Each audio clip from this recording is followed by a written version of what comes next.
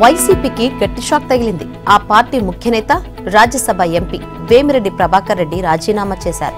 YCP ప్రాథమిక సభ్యత్వంతో పాటు జిల్లా అధ్యక్ష పదవికి రిజైన్ చేసినట్లు ప్రకటించారు. రాజీనామా పత్రాన్ని ఆయన పార్టీ అధ్యక్షుడు సీఎం జగన్ కు పంపారు. దీన్ని తక్షణమే ఆమోదించాలని కోరారు. రాజ్యసభ సభ్యత్వానికి రాజీనామా చేస్తున్నట్లు వేమిరెడ్డి పేర్కొన్నారు. వ్యక్తిగత కారణాలతోనే వైసీపీని వీడుతున్నట్లు తెలిపారు. సార్వత్రిక ఎన్నికల్లో వైసీపీ తరపున నెల్లూరు పార్లమెంటు నియోజకవర్గం నుంచి పోటీ చేయనున్నట్లు ఆయన ప్రకటన చేశారు. అనంతరం పరిణామాల్లో పేరుకు జిల్లా అధ్యక్షుడిగా ఉన్నారే తప్ప ఆయనకు కనీస గౌరవం దక్కలేదని వేమిరెడ్డి అనుచరులు బహిరంగంగా చెబుతున్నారు. అందుకు తగినట్లుగానే అధిష్టానం అసెంబ్లీ స్థానంలో అభ్యర్థుల మార్పు విషయంలో ప్రాధాన్యం ఇవ్వలేదు.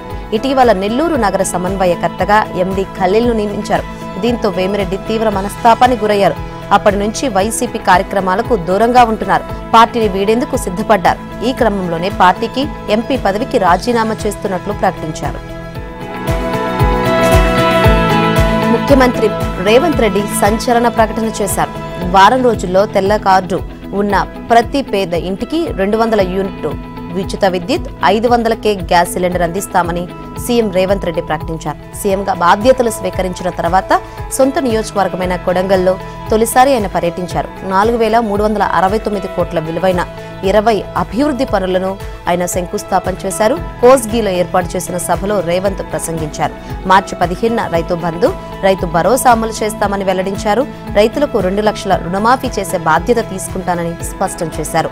ఉమ్మడి ఏపీలో జలదోపిడీ కంటే కేసీఆర్ సీఎం అయ్యాకే ఎక్కువ దోపిడీ జరిగిందన్నారు. రాయలసీమను రతనాల సీమ చేసేందుకు కృష్ణా జలాల తరలింపునకు సహకరించారని ధ్వజమెత్తారు. తెలంగాణ ఉద్యమ సమయంలో మహబూబ్ నగర్ నుంచి కేసీఆర్ ఎంపీగా గెలిచారని రేవంత్ గుర్తు చేశారు. కరీంనగర్ నుంచి గెలవరనే ఆనాడు మహబూబ్ నగర్ నుంచి పోటీ చేశారని చెప్పారు. వలస వచ్చిన కేసీఆర్ ను గెలిపిస్తే తెలంగాణ వచ్చాక పాలమూరుకి ఏమీ చేయలేదని ఆరోపించారు.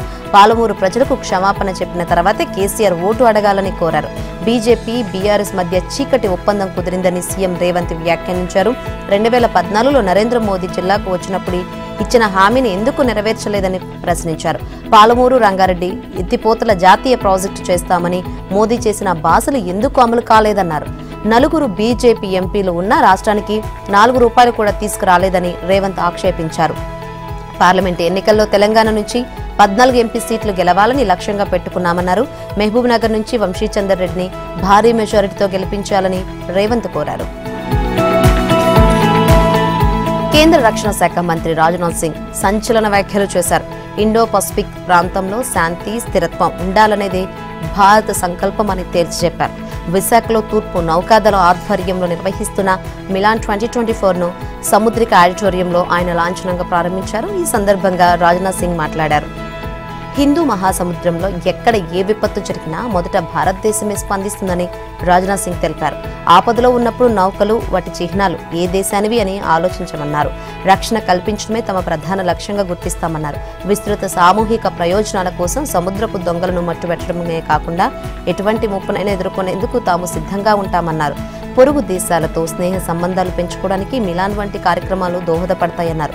భారత నౌకాదళం చీఫ్ అడ్మిరల్ హరికుమార్ మాట్లాడుతూ మిలాన్ 1995లో ప్రారంభించినప్పుడు కేవలం 5 దేశాలు ముందుకు రాగా నేడు వాటి సంఖ్య 50కి చేరిందన్నారు. ఇంటర్నేషనల్ మెరిటైమ్ సదస్సులో సముద్రంలో సవాళ్లు, అవకాశాలు అనే అంశంపై పరస్పర ఆలోచనలు పంచుకుంటామన్నారు. మిలాన్ అనేది కేవలం నౌకాదళ విన్యాసాల ప్రదర్శన కాదని సమన్వయ దీపిక అని రాజ్నాథ్ సింగ్ స్పష్టం చేశారు. సముద్ర దేశాల సామూహిక నైపుణ్యాన్ని, బలాన్ని ప్రపంచానికి చాటి చెప్పడమే మిలాన్ లక్ష్యమన్నారు. మిలాన్ గ్రామాన్ని రక్షణ మంత్రి రాజ్నాథ్ సింగ్ ప్రారంభించారు. అక్కడ భారతీయ వంటకాలతో పాటు శ్రీలంక, బంగ్లాదేశ్, వియత్నాం, ఇండోనేషియా తదితర దేశాల ఆహార పదార్థాలను అతిథులు పరిశీలించారు. మంత్రి ధర్మాన ప్రసాదరావు సంచలన వ్యాఖ్యలు చేశారు. వాలంటీర్లు, వైసీపీ ఏజెంట్లు అవతారమెత్తాలని సూచించారు. పోలింగ్ బూతులలో ఏజెంట్లుగా వాలంటీర్లు కూర్చోవాలని సూచించారు. శ్రీకాకుళం జిల్లా గారా మండలం అంపోలు సిస్టమ్ కళాశాల ఆవరణలో గ్రామ వార్డు వాలంటీర్లకు సేవ పురస్కారాలను ప్రదానం చేశారు. ఈ సందర్భంగా వారిని ఉద్దేశించి కీలక వ్యాఖ్యలు చేశారు. వృద్ధులు, దివ్యాంగులతో పోస్టల్ బ్యాలెట్ కు దరఖాస్తు చేయించడంలో వాలంటీర్లు కీలక పాత్ర పోషించాలని కోరారు. వాలంటీర్లు అంటేనే స్వచ్ఛంద సేవకులని ధర్మాన ఉద్బోధించారు. రేపటి ఎన్నికల్లో ఏజెంట్లుగా కూర్చునే పరిస్థితి ఉంటుందని, అందుకోసం కసరత్తు జరుగుతుందన్నారు. వాలంటీర్లకు సర్వీస్ రూల్స్ లేవు అన్నారు. ఎవరైనా దొంగ ఓట్లు వేసేస్తామంటే ఈ దఫా కుదరదని ధర్మాన చెప్పారు. తమ ప్రభుత్వం మళ్లీ రాకుంటే వేలాది గుండెలు ఆగిపోతాయని ధర్మాన హెచ్చరించారు. ఈ విషయాన్ని గుర్తుంచుకోండి అని మంత్రి సెలవిచ్చారు. బీఆర్ఎస్ ఎమ్మెల్సీ కవితకు సీబీఐ మళ్లీ నోటీసులను జారీ చేసింది. ఈ నెల 26న తమ ఎదుట హాజరు కావాలని నిర్దేశించింది. ఢిల్లీ లిక్కర్ స్కామ్ కేసులో విచారణ కోసం రావాలని సూచించింది. కవితను సీబీఐ ఇప్పటికే 2 సార్లు విచారించింది. 2022 డిసెంబర్లో బంజారాహిల్స్లోని కవిత నివాసంలో ఆమె వాంగ్మూలాన్ని రికార్డు చేశారు. ఈడీ కూడా ఆమెకు గతంలో నోటీసులను జారీ చేసింది. అప్పట్లో ఢిల్లీలో సుదీర్ఘంగా విచారించింది. కవిత తాను వాడిన సెల్ ఫోన్స్ ను ఈడీకి అందజేశారు. ఢిల్లీ లిక్కర్ స్కామ్ కేసులో అప్రూవర్ గా మారిన మాగుంట రాఘవరెడ్డి ఇచ్చిన సమాచారం ఆధారంగానే సీబీఐ కవితకు మరోమారు నోటీసులు జారీ చేసినట్లు తెలిసింది. ఈ కేసులో సౌత్ గ్రూప్ నుంచి నిందితుల్లో ఒకరైన విజయ్ నాయర్ ఆమ్ ఆద్మీ పార్టీ తరపున 100 కోట్ల మేరకు ముడుపులు స్వీకరించినట్లు ఈడీ ఆరోపించింది. సౌత్ గ్రూప్ లో కవిత, మాగుంట శ్రీనివాసరెడ్డి, శరత్చంద్రరెడ్డి తదితరులు ఉన్నారు. సీబీఐ నోటీసులకు స్పందించాలా, విచారణకు హాజరవ్వాలా అనే అంశంపై కవిత న్యాయ నిపుణులతో సంప్రదింపులు జరుపుతున్నారు. బీజేపీ, బీఆర్ఎస్ పొత్తుపై జరుగుతున్న ప్రచారంలో సమయంలో సీబీఐ నోటీసులు జారీ చేయడం 2 తెలుగు రాష్ట్రాల్లో హాట్ టాపిక్ గా మారింది. మాగుంట రాఘవ ఇచ్చిన సమాచారం ఆధారంగానే కవితకు సీబీఐ అధికారులు నోటీసులు పంపారు. కవిత పియ అశోక్ కౌశిక్ ఇప్పటికే అప్రూవర్ గా మారారు. సీఎం జగన్ చినమూషివాడలోని శారదా పీఠాన్ని సందర్శించారు. పీఠాధిపతి స్వరూపానందేంద్ర సరస్వతి ఆశీస్సులు తీసుకున్నారు. స్వయం జ్యోతి మండపంలో నిర్వహిస్తున్న రాజశ్యామల అమ్మవారి యాగంలో పాల్గొన్నారు. ఆయనతో స్వరూపానందేంద్ర, ఉత్తర పీఠాధిపతి స్వాత్మానందేంద్ర సరస్వతి పూర్ణాహుతి జరిపించారు. అంతకుముందు పీఠం అధిష్టాన దేవత శారదా స్వరూప రాజశ్యామల అమ్మవారిని సీఎం జగన్ దర్శించుకుని పూజలు చేశారు. సెమీ వృక్షం చుట్టూ ప్రదక్షిణ చేశారు. పీఠాధిపతితో అంతరంగిక మందిరంలో సీఎం జగన్ అరగంట పాటు ఏకాంతంగా చర్చించారు. సీఎం జగన్ విశాఖ వచ్చిన సందర్భంగా మహిళా సంఘాల సభ్యులకు వైసీపీ నేతలు, అధికారులు చుక్కలు చూపించారు. సీఎంకు స్వాగతం పలికేందుకంటూ ఉదయం 9 గంటలకి మహిళలను తీసుకొచ్చి నడి రోడ్డుపై నిలబెట్టారు. సీఎం 11:30 వచ్చారు. అప్పటి వరకు మండటెండలో నిలబడిన మహిళలు తీవ్ర అసౌకర్యానికి గురయ్యారు. చినమూషివాడలోని శారదా పీఠంలో జరిగే రాజశ్యామల యాగంలో పాల్గొనేందుకు జగన్ విశాఖ వచ్చారు. ఈ సందర్భంగా ఎయిర్పోర్ట్ నుంచి శారదా పీఠం వరకు దారి పొడవునా మహిళలు స్వాగతం పలికేలా ఏర్పాట్లు చేయాలని జీవీఎంసీ అధికారులను వైసీపీ నేతలు ఆదేశించారు. దీంతో అధికారులు డ్వాక్రా సంఘాల సభ్యులను తరలించాలంటూ యూసీడీ రిసోర్స్ పర్సన్ కు టార్గెట్లు నిర్దేశించారు. జన సమీకరణ కోసం యూసీడీ, ఏపీడీలు, పీడీతో పాటు జోనల్ కమిషనర్లకు ఒక్కో ప్రాంతానికి ఇన్ఛార్జీలుగా నియమించారు. రాష్ట్ర అభివృద్ధి కోసమే చంద్రబాబు అనుక్షణం ఆలోచిస్తారని ఆయన సతీమణి నారా భువనేశ్వరి చెప్పారు. యువత, మహిళల పురో అభివృద్ధికి కృషి చేయాలనే తపనతో ఉంటారని ఆమె పేర్కొన్నారు. కుప్పంలో ఆడబిడ్డలకు ఆర్థిక స్వేచ్ఛ అంశంపై మహిళలతో ఆమె ముఖాముఖి కార్యక్రమాన్ని నిర్వహించారు. చంద్రబాబు పాలనలో ఆడపిల్లలు స్వేచ్ఛగా జీవించేవారని భువనేశ్వరి చెప్పారు. వైసీపీ ప్రభుత్వం వచ్చాక మహిళలకు భద్రత కరువైందని విమర్శించారు. దిశ పేరిట మభ్యపెట్టడం తప్ప మహిళల రక్షణకు ప్రభుత్వం చేసింది ఏమీ లేదన్నారు. రాష్ట్ర అభివృద్ధిలో రాష్ట్రాన్ని అధపాతాళానికి దిగజార్చి గంజాయిలో నెంబర్ 1గా మార్చారని వైసీపీ సర్కార్పై ఆమె మండిపడ్డారు. గత 35 ఏళ్లుగా చంద్రబాబును గెలిపించిన ఏపీ ప్రజలు ఈసారి తాను పోటీ చేస్తే మద్దతిస్తారా అని ప్రశ్నించారు. ఇద్దరిలో ఒకరి పేరే చెప్పాలనడంతో ప్రజలు ఇద్దరూ కావాలని నినాదాలు చేశారు. భువనేశ్వరి పోటీ చేస్తే సంతోషమేనంటూ చంద్రబాబు నాయకత్వం కావాలన్నారు. తనకు ఎన్నికల్లో పోటీ చేసే ఆలోచనే లేదని భువనేశ్వరి స్పష్టం చేశారు. కేవలం సరదా కోసమే ఈ వ్యాఖ్యలు చేసినట్లు ఆమె స్పష్టం చేశారు. చిత్తూరు జిల్లా పలమనేరు నియోజకవర్గంలో నారా భువనేశ్వరి పర్యటించారు. పెద్ద పంచాని మండలం కాతర్లపల్లిలోని పార్టీ కార్యకర్త శంకరప్ప కుటుంబాన్ని పరామర్శించారు. చంద్రబాబు అక్రమ అరెస్టును తట్టుకోలేక గుండెపోటుతో శంకరప్ప మృతి చెందారు. శంకరప్ప ఇంటికి వెళ్లి ఆయన చిత్రపటానికి భువనేశ్వరి నివాళులు అర్పించారు. అనంతరం కుటుంబ సభ్యులను ఓదార్చారు. శంకరప్ప కుటుంబ సభ్యులకు 3 లక్షల ఆర్థిక సాయాన్ని అందజేశారు. కేంద్ర మంత్రి, బీజేపీ రాష్ట్ర అధ్యక్షుడు కిషన్ రెడ్డి కీలక వ్యాఖ్యలు చేశారు. ప్రజల దృష్టిని మళ్లించేందుకే బీఆర్ఎస్, కాంగ్రెస్ ఆరోపణలు, ప్రత్యారోపణలు చేస్తున్నాయని విమర్శించారు. మోదీ ప్రభంజనాన్ని ఎవరూ ఆపలేరని కిషన్ రెడ్డి చెప్పారు. ఎన్నికలకు ముందు బీఆర్ఎస్ ఎమ్మెల్యేలపై కాంగ్రెస్ ఛార్జ్షీట్ ప్రకటించిందన్నారు. వాటి ఆధారంగా కేసులు ఎందుకు నమోదు చేయలేదని ప్రశ్నించారు. మక్తలో నిర్వహించిన మీడియా సమావేశంలో ఆయన మాట్లాడారు. కాంగ్రెస్, బీఆర్ఎస్ ఒక తాను ముక్కలేనని కిషన్ రెడ్డి వ్యాఖ్యానించారు. ఆ 2 కుటుంబ పార్టీలేనని తేల్చి చెప్పారు. ఈ ఎన్నికల్లో పోటీకి బీఆర్ఎస్ కు ఎలాంటి అజెండా లేదన్నారు. ఆ పార్టీకి ఒక్క సీటు రాకపోయినా జనానికి వచ్చే నష్టం లేదన్నారు. కాంగ్రెస్ పార్టీకి ప్రధాని అభ్యర్థి ఎవరో తెలియదన్నారు. ఆ పార్టీ అధికారంలో ఉన్న హిమాచల్ ప్రదేశ్లోని అన్ని ఎంపీ సీట్లు, కర్ణాటకలో 25 సీట్లు బీజేపీ గెలుస్తుందన్నారు. తెలంగాణలో కాంగ్రెస్ 3 నుంచి 4 సీట్లు గెలిచినా రాష్ట్రానికి ప్రయోజనం ఉండదని చెప్పారు.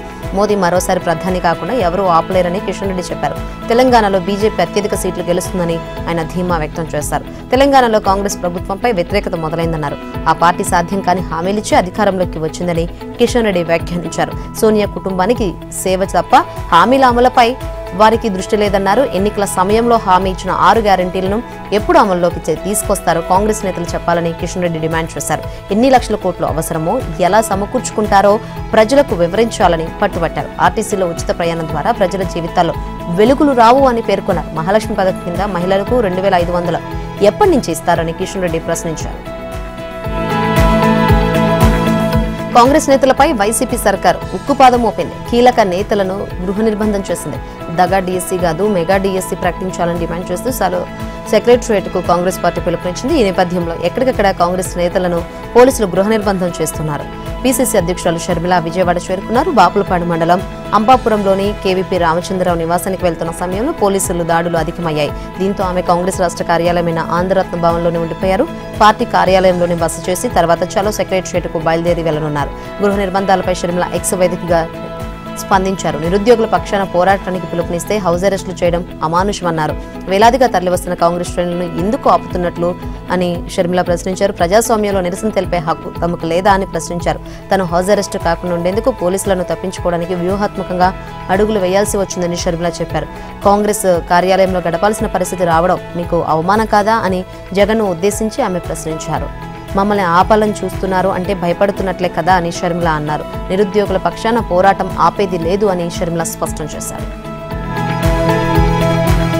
దుబాయ్లో జైలు శిక్ష అనుభవిస్తున్న 5 తెలంగాణ వాసులకు ఎట్టకేలకు విముక్తి లభించింది. ఓ హత్య కేసులో 18 ఏళ్లుగా వీరు జైలు శిక్ష అనుభవించారు. నేపాల్కు చెందిన వాచ్మెన్ బెహదూర్ సింగ్ హత్య కేసులో వారికి తొలుత 10 ఏళ్లు శిక్ష పడింది. ఆ తర్వాత దుబాయ్ కోర్టు శిక్షను 25 ఏళ్లకు పెంచింది.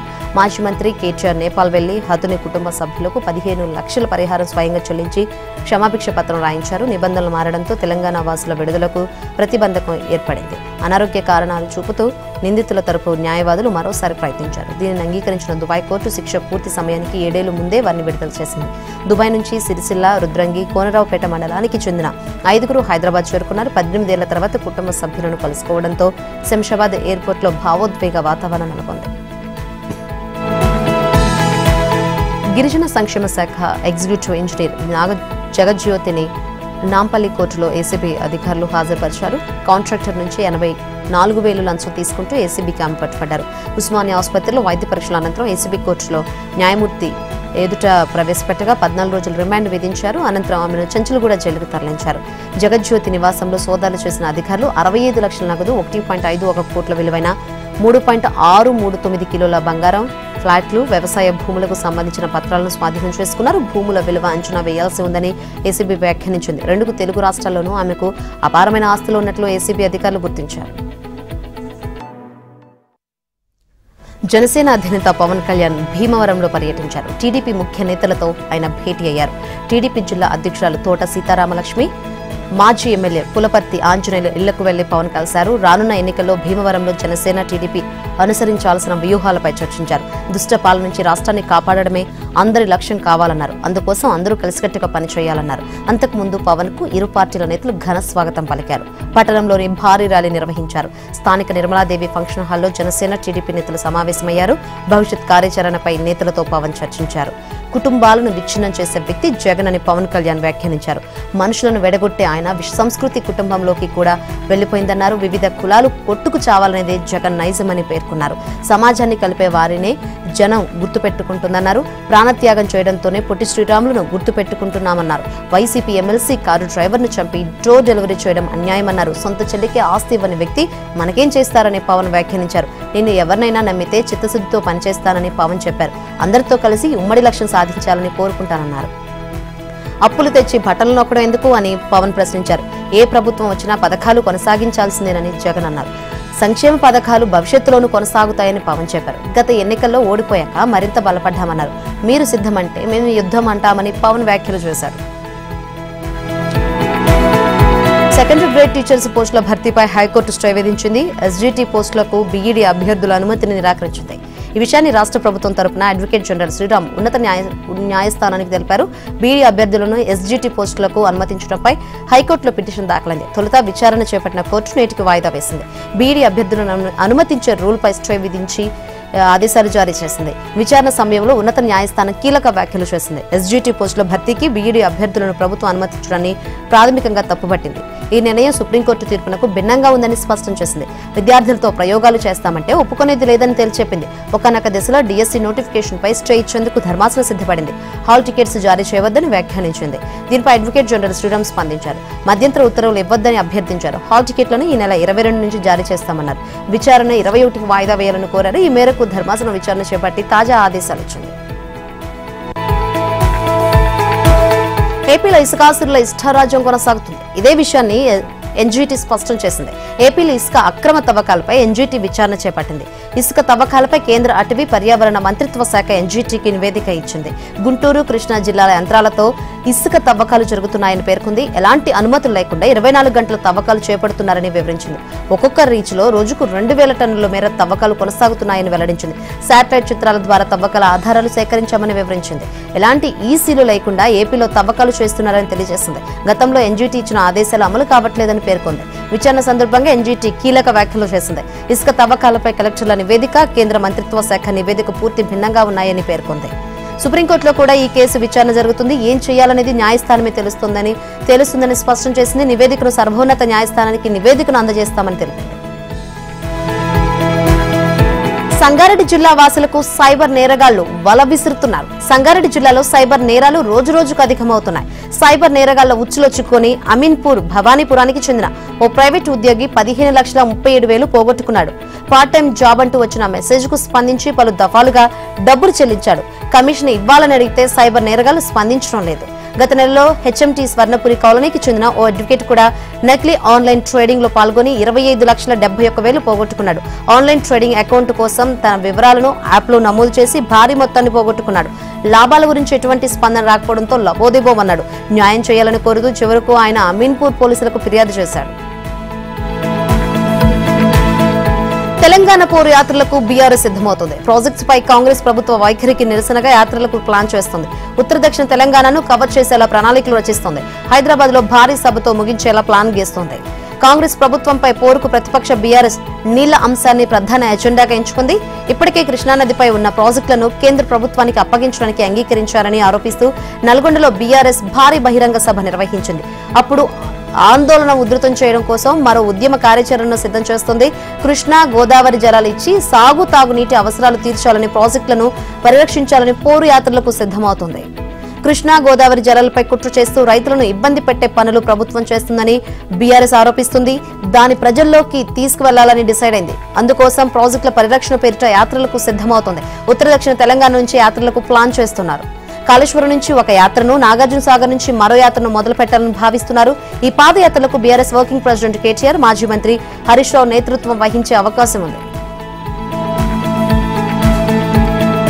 నెల్లూరు జిల్లాలో అవినీతి అక్రమాలు జోరందుకున్నాయి. వరికుంటపాడు తహసీల్దార్ ఆఫీస్ అవినీతికి కేర్ ఆఫ్ అడ్రస్ గా మారింది.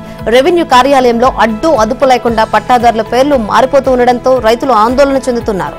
పట్టాదారుల భూములే కాకుండా దేవుడి భూముల వివరాలను కూడా రెవెన్యూ సిబ్బంది తారుమారు చేసి సొమ్ము చేసుకుంటున్నారు. ఏసీబీ దాడులు చేసినా, సస్పెన్షన్స్ కొనసాగినా రెవెన్యూ సిబ్బందిలో మార్పు రాలేదు. 1B ఎడంగల్ పేర్లు తారుమారు కావడంతో రైతులు ఆందోళన చెందుతున్నారు. ఎప్పుడు ఎవరి పేరు మారుతుందో తెలియక అన్నదాతలు ఆందోళన చెందుతున్నారు. ఇటీవల వీఆర్ఓ శేషారెడ్డి భూముల వివరాలను మార్చడంతో ఉద్రిక్తత నెలకొంది. ఇండ్ల రవి అనే దళిత రైతు ఏకంగా తహసీల్దార్ కార్యాలయంలోనే పెట్రోల్ పోసుకుని ఆత్మహత్య యత్నానికి పాల్పడ్డారు. భారీ అవినీతి ఆరోపణలతో ఇటీవల శ్రీనివాసులు అనే తహసీల్దార్ ను కలెక్టర్ సస్పెండ్ చేశారు. వీఆర్ఓలు, కంప్యూటర్ ఆపరేటర్ పై మాత్రం ఎటువంటి చర్యలు తీసుకోలేదు. ప్రస్తుతం తహసీల్దార్ చంద్రారెడ్డి మాత్రం తాను ఎన్నికల విధుల కోసం వచ్చానని వివరణిస్తున్నారు. తనకేమీ తెలియదని బదులిస్తున్నారు. లంచాలు తీసుకుని పేదల స్థలాల్లో ఇతరులకు పొజిషన్ సర్టిఫికేట్ ఇచ్చారు. అలాగే పామూరులోని వేణుగోపాల స్వామి ఆలయానికి వేంపాడులో 20 కోట్ల రూపాయల విలువ చేసే భూములున్నాయి. వాటికి సంబంధించిన రికార్డులను తారుమారు చేశారు. ఆఖరికి విద్యార్థులకు అవసరమైన నివాస, ఆదాయ ధృవీకరణ పత్రాల జారీకి కూడా అమ్యమ్యాలు వసూలు చేస్తున్నారనే విమర్శలు నెలకొన్నాయి. ఏపీలో రాష్ట్రపతి పాలన విధించాలని వైసీపీ ఎంపీ రఘురామరాజు విజ్ఞప్తి చేశారు. ఈ మేరకు ఆయన గవర్నర్ నజీర్కు లేఖ రాశారు. రాష్ట్రపతి పాలన విధించిన తర్వాతే ఏపీలో ఎన్నికలు నిర్వహించాలని విజ్ఞప్తి చేశారు. ఏపీలో శాంతి భద్రతలకు ముప్పు వాటిల్లిందని రఘురామ లేఖలో పేర్కొన్నారు. మీడియా ప్రతినిధులు, పత్రికా కార్యాలయాలపై వైసీపీ శ్రేణులు దాడులకు తెగబడుతున్నాయని ఆరోపించారు. ఎన్నికలు సమీపిస్తున్న నేపథ్యంలో సీఎం జగన్ రాప్తాడు సిద్ధం సభ సాక్షిగా ప్రజాస్వామ్య వ్యవస్థకే ముప్పు వాటిల్లిందన్నారు. పూర్తి వివరాలు తెలియజేసేందుకు అపాయింట్మెంట్ ఇవ్వాలని గవర్నర్ను రఘురామ కోరారు. రాప్తాడు ఘటనపై జర్నలిస్టులు సీరియస్ అయ్యారు. నేడు చలో అనంతపురానికి పిలుపునిచ్చారు. అనంతపురం జిల్లా రాప్తాడులో సీఎం జగన్ సభలో ఆంధ్రజ్యోతి ఫోటోగ్రాఫర్ శ్రీకృష్ణపై వైసీపీ రౌడీలు దాడికి పాల్పడడంతో జర్నలిస్టు సంఘాలు నిరసన వ్యక్తం చేస్తున్నాయి. శాంతియుతంగా ర్యాలీ, ధర్నా కార్యక్రమం నిర్వహించాలని జర్నలిస్టులు నిర్ణయించారు. చలో అనంతపురంపై పోలీసులు ఆంక్షలు విధించారు. జర్నలిస్టులు అనంతపురం వెళ్లడానికి వెళ్లేదంటూ పోలీసులు జర్నలిస్టులకు ఫోన్ చేసి బెదిరిస్తున్నారు. మరోవైపు కర్నూలు, కడప జిల్లాలోని జర్నలిస్టులను పోలీస్ స్టేషన్లకు రావాలని పోలీసులు ఒత్తిడి చేస్తున్నారు. కొందరు పోలీసులు ఏపీయూడబ్ల్యూజే నాయకుల నివాసాల్లో తిష్టవేశారు. చలో అనంతపురానికి వెళ్లొద్దంటూ అడ్డుకుంటున్నారు. అనంతపురంలో ట్రాఫిక్ ఇబ్బంది లేకుండా జర్నలిస్టులు ర్యాలీ, ధర్నా నిర్వహిస్తామని ఏపీయూడబ్ల్యూజే రాష్ట్ర అధ్యక్షుడు ఐవి సుబ్బారావు తెలిపారు. ఇప్పటికే అనంతపురం పోలీసులు అనుమతి తీసుకున్నామని స్పష్టం చేశారు. సామాన్యులకు ఎలాంటి ఇబ్బంది లేకుండా ర్యాలీ చేస్తామన్నారు. అయితే పోలీసులు కడప, కర్నూలు జిల్లాల్లో జర్నలిస్టులను నిర్బంధించడం అన్యాయమన్నారు. రాహుల్ గాంధీ చేపట్టిన భారత్ జోడో న్యాయయాత్ర ఉత్తరప్రదేశ్ లో కొనసాగుతుంది. యాత్రలో మోదీ సర్కార్పై విమర్శలు గుప్పిస్తున్నారు. మరోవైపు యూపీలో ఇండియా కూటమిలో సీట్ల సర్దుబాటు కొలికి వచ్చింది. కాంగ్రెస్ పార్టీతో తమ మైత్రి కొనసాగుతుందని అఖిలేష్ యాదవ్ స్పష్టం చేశారు. యూపీలో అత్యధిక పార్లమెంటు స్థానాలు సాధించాలనే లక్ష్యంతో రాహుల్ యాత్ర కొనసాగుతుంది. న్యాయయాత్రలో స్థానిక సమస్యలపై ప్రభుత్వంపై నిప్పులు చెరుగుతున్నారు. కాన్పూర్లో జరిగిన సభలో బీజేపీ ప్రభుత్వంపై విమర్శలు గుప్పించారు. దేశ జనాభాలో 90% ఉన్న వెనుకబడిన తరగతులు, దళితులు, ఆదివాసీలు, మైనారిటీలకు ఉద్యోగాలు దక్కట్లేదని ఆవేదన వ్యక్తం చేశారు. అయోధ్యలో ప్రాణప్రతిష్ఠ కార్యక్రమానికి బీసీలు, దళితులు, ఆదివాసీలను ఎందుకు ఆహ్వానించలేదని రాహుల్ ప్రశ్నించారు. చివరకు రాష్ట్రపతి ద్రౌపది ముర్మును కూడా మోదీ సర్కార్ ఆహ్వానించలేదని ఎద్దేవా చేశారు. భారతదేశ పురోగతికి కులగణనే ముఖ్యమని చెప్పారు. పెద్ద నోట్ల చలామణి రద్దు, జీఎస్టీ, అగ్నివీర్ పథకంతో సహా పలు నిర్ణయాలపై రాహుల్ విరుచుపడ్డారు. ఉత్తరప్రదేశ్ లో పేపర్ లీక్ ఘటనలు నిరుద్యోగులను ఆందోళనకు గురి చేస్తున్నాయన్నారు. రాహుల్ గాంధీ యాత్ర చేస్తున్న సమయంలో యూపీలో ఇండియా కూటమిలో సీట్ల సర్దుబాటు కొలికి వచ్చింది. ఉత్తరప్రదేశ్ లో మొత్తం 80 పార్లమెంటు స్థానాలుండగా సమాజ్వాదీ పార్టీ 62 స్థానాల్లో, కాంగ్రెస్ పార్టీ 17 స్థానాల్లో పోటీ చేసేందుకు అంగీకారం కుదిరినట్లు సమాచారం. రైతు ఉద్యమంలో మళ్లీ ఉద్రిక్తత చోటు చేసుకుంది. శంభు బోర్డర్ నుంచి దూసుకొస్తున్న రైతులను నిలువరించేందుకు పోలీసులు మరోసారి బాష్పవాయాన్ని ప్రయోగించారు. ఈ క్రమంలో ఓ రైతు చనిపోయాడు. మరోపక్క తాజాగా రైతులను కేంద్ర ప్రభుత్వం చర్చలకు పిలిచింది. ఢిల్లీ సరిహద్దులో మరోసారి ఉద్రిక్త పరిస్థితులు నెలకొన్నాయి. కనీస మద్దతు ధరకు చట్టబద్ధత కల్పించాలని రైతులు డిమాండ్ చేస్తున్నారు. మినాద్ కమిషన్ సిఫార్సుల అమలు, గత ఉద్యమంలో చనిపోయిన రైతులకు పరిహారం డిమాండ్లతో రైతులు హస్తినబాట పట్టారు. దీంతో సరిహద్దు ప్రాంతాలు పోలీసులు పెద్ద ఎత్తున మోహరించారు. పంజాబ్, హర్యానా సరిహద్దు ప్రాంతమైన శంభు వద్ద రైతులపై పోలీసులు మరోసారి టియర్ గ్యాస్ ను ప్రయోగించారు. పార్లమెంటు వద్ద చేరుకుని నిరసన తెలపాలని రైతులు భావిస్తున్నారు. దీంతో ఢిల్లీ బోర్డర్ వద్ద పోలీసులు అడ్డుకున్నారు. ముళ్ల కంచెలు, బారికేడ్ల సాయంతో రైతులు ముందుకు రాకుండా అడ్డుపడ్డారు. ట్రాక్టర్ల సాయంతో బారికేడ్లను తొలగించేందుకు రైతులు యత్నించగా టియర్ గ్యాస్ ప్రయోగించారు. తాము శాంతియుతంగా నిరసన తెలుపుతామని చెప్పినా పోలీసులు వినిపించుకోవట్లేదని రైతులు మండిపడుతున్నారు. మంత్రి కోమటిరెడ్డి వెంకటరెడ్డి కీలక వ్యాఖ్యలు చేశారు. రాబోయే పార్లమెంట్ ఎన్నికల్లో కాంగ్రెస్ భారీ మెజారిటీ సాధించాలని పిలుపునిచ్చారు. బీఆర్ఎస్ ఒక్క సీటు కూడా గెలవదని కాంగ్రెస్ శ్రేణులకు సూచించారు. ఢిల్లీ టూర్ విజయవంతమైందని చెప్పారు. త్వరలో హైదరాబాద్ రూపురేఖలు మారిపోతాయన్నారు. రీజనల్ రింగ్ రోడ్డుకు నిధులు కేటాయింపునకు నితిన్ గడ్కరీ హామీ ఇచ్చినట్లు వెంకటరెడ్డి చెప్పారు. నల్గొండ రింగ్ రోడ్డుకు నిధులు కేటాయించేందుకు గడ్కరీ హామీ ఇచ్చారన్నారు. కేంద్ర మంత్రి కిషన్ రెడ్డితో తెలంగాణకు ఉపయోగం లేదని మంత్రి కోమటిరెడ్డి వెంకటరెడ్డి వ్యాఖ్యానించారు. పార్లమెంట్ ఎన్నికల్లో బీఆర్ఎస్ కు ఒక్క సీటు కూడా దక్కదని కోమటిరెడ్డి వ్యాఖ్యానించారు. హైదరాబాద్ క్రికెట్ అధ్యక్షుడు జగన్మోహన్ రావు కీలక ప్రకటన చేశారు. రానున్న 3 ఏళ్లలో రంజీ ట్రోఫీ గెలిస్తే హైదరాబాద్ జట్టులో ప్రతి ఒక్క ఆటగాడికి BMW కారు, జట్టుకు ₹1 కోటి నగదు బహుమతి అందజేస్తామని ప్రకటించారు. హైదరాబాద్ జట్టు ఫ్లైట్ గ్రూప్ ఫైనల్లో మేఘాలయ జట్టుపై గెలిచి ఎలైట్ గ్రూప్ లోకి ప్రమోషన్ పొందింది. ఈ సందర్భంగా చైర్మన్ కీలక ప్రకటన చేశారు. రానున్న 3 ఏళ్లలో హైదరాబాద్ జట్టు రంజీ ట్రోఫీ గెలిస్తే ప్రతి ఆటగాడికి BMW కారు, జట్టుకు ₹1 కోటి నగదు బహుమతి అందజేస్తామన్నారు.